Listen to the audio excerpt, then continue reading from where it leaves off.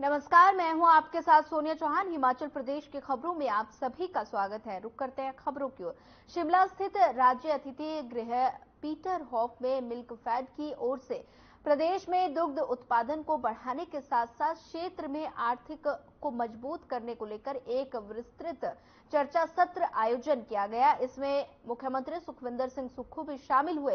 इस दौरान उन्होंने दुग्ध उत्पादों की समस्याएं सुनी और मिल्कफेड को लेकर उत्पादकों के सुझाव को भी सुना। वहीं मुख्यमंत्री सुखविंदर सिंह सुक्खू ने कहा कि प्रदेश की ग्रामीण अर्थव्यवस्था मजबूत करना सरकार का लक्ष्य है।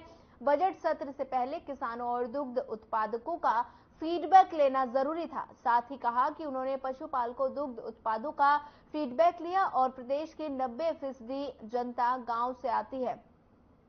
साथ ही उन्होंने कहा वे खुद किसान परिवार ग्रामीण अर्थव्यवस्था को मजबूत करने के लिए दूध उत्पादक जो है या किसान जो है उनसे बातचीत करना बजट से पहले बहुत जरूरी था। उनका फीडबैक लेकर क्या समस्याएं आती हैं और किस तरह वो आत्मनिर्भर हो सकते हैं, मेरा मकसद उनकी बात सुनना था। मैं निश्चित तौर पर कह सकता हूँ 90% हम गांव में रहते हैं। अतीत हमारा कृषि से जुड़ा हुआ है। अगर हम अपने बुजुर्गों को देख लें तो सब हम लोग गांव से आते हैं और गांव में जो मूलभूत समस्याएं हैं उससे हम भी अवगत है और हम भी किसान परिवार से हैं।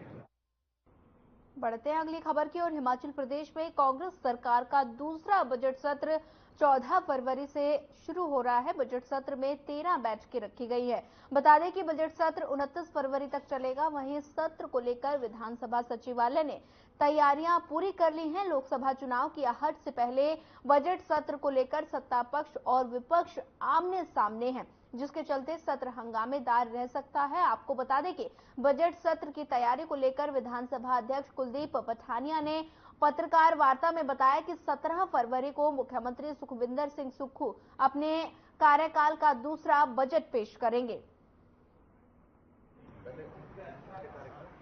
17 फरवरी को जो है माननीय मुख्यमंत्री जो है जो आने वाला जो वित्तीय वर्ष है उसका बजट इस माननीय सदन में रखेंगे और उसके बाद 4 दिन तक जो है जो बजट की जो बजट भाषण होगा, जो बजट वित्तीय वर्ष के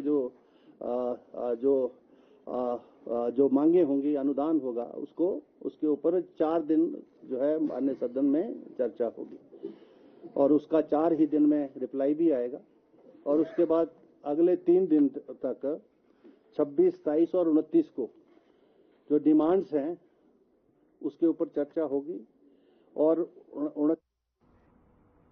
बिलासपुर जिले के 1 दिवसीय दौरे पर पहुंचे केंद्रीय मंत्री अनुराग ठाकुर ने झंडूता उपमंडल के बलसेना के खबड़ी देवी मंदिर में गांव चलो अभियान और महिला मंडलों को संबोधित किया। इस कार्यक्रम में भारी संख्या में महिलाएं खेलों में भाग लेने पहुंची और जिसमें रस्साकसी, मटकी फोड़, कुर्सी दौड़ और अन्य सांस्कृतिक खेलों का आयोजन किया गया। इस मौके पर केंद्रीय मंत्री अनुराग ठाकुर ने महिलाओं का हौसला बढ़ाया और इस मौके पर उन्होंने कहा कि नारी लक्ष्मी, सरस्वती, दुर्गा, काली का स्वरूप है। महिलाएं समाज उत्थान में बहुत योगदान देती हैं। साथ ही कहा कि समाज और परिवार के विकास में महिलाओं की भूमिका अहम रहती है। भारत के प्रधानमंत्री नरेंद्र मोदी के महिला उत्थान के लिए चलाई गई अहम योजनाओं के बारे में बताते हुए कहा कि पीएम मोदी ने उज्ज्वला योजना में महिलाओं को फ्री कनेक्शन दिए हैं, जो कि एक अहम कदम है। एक सेक्टर में लगभग 900 से 1000 महिलाएं हैं। ये अपने आप में बहुत अच्छा है। खेलो इंडिया को, फिट इंडिया को बढ़ावा देने के लिए और एक जागरूकता फैलाने के लिए कि आइए स्वस्थ रहने के लिए खेलों में भाग लें और साथ ही साथ इन सबका मनोरंजन भी होता है, आपस में बातचीत भी होती है।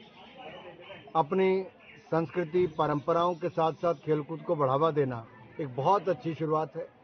मेरा विश्वास है कि ऐसे कार्यक्रमों को पूरे प्रदेश भर में और देश भर में चलाना चाहिए। महिलाओं की भागीदारी बढ़ेगी और मोदी जी ने तो नारी शक्ति वंदन बिल लाकर 33% आरक्षण दे दिया। उज्ज्वला योजना लाकर मुफ्त में गैस सिलेंडर और चूल्हा दे दिया। सिर से पानी का घड़ा उतार के नलके का कनेक्शन, तो वहीं पर मुफ्त में अनाज और मुफ्त में इलाज, ये दोनों की सुविधाएं भी दी। सिरमौर जिला मुख्यालय नाहन में पूर्व छात्र संघ ने छात्र अभिनंदन कार्यक्रम का आयोजन किया, जिसकी अध्यक्षता उद्योग मंत्री हर्षवर्धन चौहान ने की। हर्षवर्धन चौहान ने इस मौके पर बता दें पूर्व छात्र संघ की स्मारिका का भी विमोचन किया और साथ ही पूर्व छात्रों को सम्मानित भी किया। और इस अवसर पर हर्षवर्धन चौहान ने कहा कि नाहन का कॉलेज एक ऐतिहासिक कॉलेज रहा है और इसके उत्थान के लिए समुचित प्रबंध किए जाएंगे ताकि छात्रों को समुचित सुविधा मिल सके।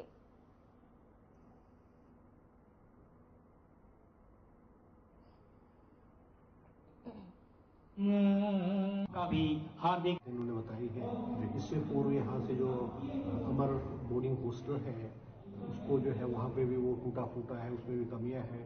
मैंने उन्हें यहाँ खुद कहा है कि उसको प्रिंसिपल साहब है उसको गर्ल्स लाइब्रेरी में कन्वर्ट करना चाहते हैं।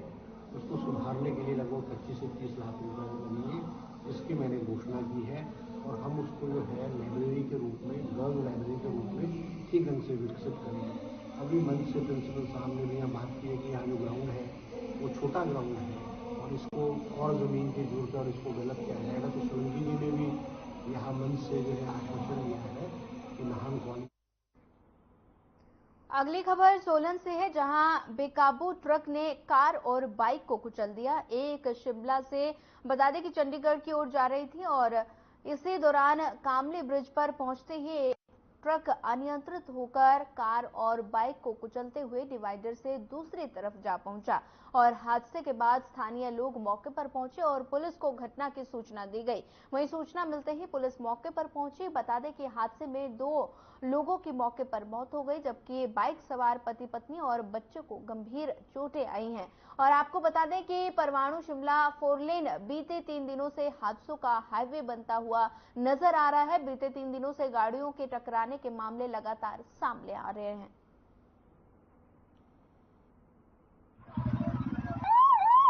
धर्मपुर में सूचना मिली थी कि एक ट्रॉलर ने एक गाड़ी और ट्रक को बाइक को जो है गलत लेन में आकर कुचल दिया है। उस पर तुरंत जो है पुलिस थाना परवाणु की टीम और मैं भी तुरंत अब मौके पर पहुंचे। लोकल जो वहां लोगों की सहायता से और पुलिस की टीम ने और फायर डिपार्टमेंट जो है हम लोगों की मदद से इनको जो है निकाला गया। इसमें गाड़ी जो थी ये मंडी HP 33 C4073 थी। इसमें 4 युवक सवार थे, जिसमें जो है 2 जो ड्राइवर और एक युवक और बैठा था, इसकी मृत्यु हो गई और 2 युवक जो हैं इसमें गंभीर रूप। 3 दिन के क्रमिक अनशन के बाद अब JOAIT 817 समेत अन्य पोस्ट कोड के अभ्यर्थियों ने सरकार के खिलाफ शिमला में भूख हड़ताल शुरू कर दी है और जो 1 महीना तक चलेगी और लोकसभा चुनाव के आगाज के साथ ही सरकार के खिलाफ न्याय यात्रा में तब्दील होगी। एक तरफ कांग्रेस पार्टी के नेता राहुल गांधी देश में न्याय यात्रा निकाल रहे हैं, जबकि दूसरी तरफ उनकी ही पार्टी की हिमाचल प्रदेश सरकार बेरोजगारों के साथ अन्याय कर रही है। वहीं शिमला में भूख हड़ताल पर बैठे अभ्यर्थियों ने बताया कि क्रमिक अनशन के बाद सरकार के खिलाफ भूख हड़ताल की जा रही है। सरकार ने भर्ती परीक्षाओं के परिणाम घोषित करने के लिए कमेटी बनाई है, जो परिणाम और ज्यादा लटकाने के लिए बनी है, जबकि कमेटी चाहे तो सप्ताह में ही अपना निर्णय ले सकती है। और साथ ही कहा कि सरकार बेरोजगारों के लिए दर्द को समझ नहीं पा रही और शिमला में अभ्यर्थी 3 दिन से क्रमिक अनशन पर बैठे हैं, लेकिन सरकार की तरफ से कोई भी सुध नहीं ले रहा।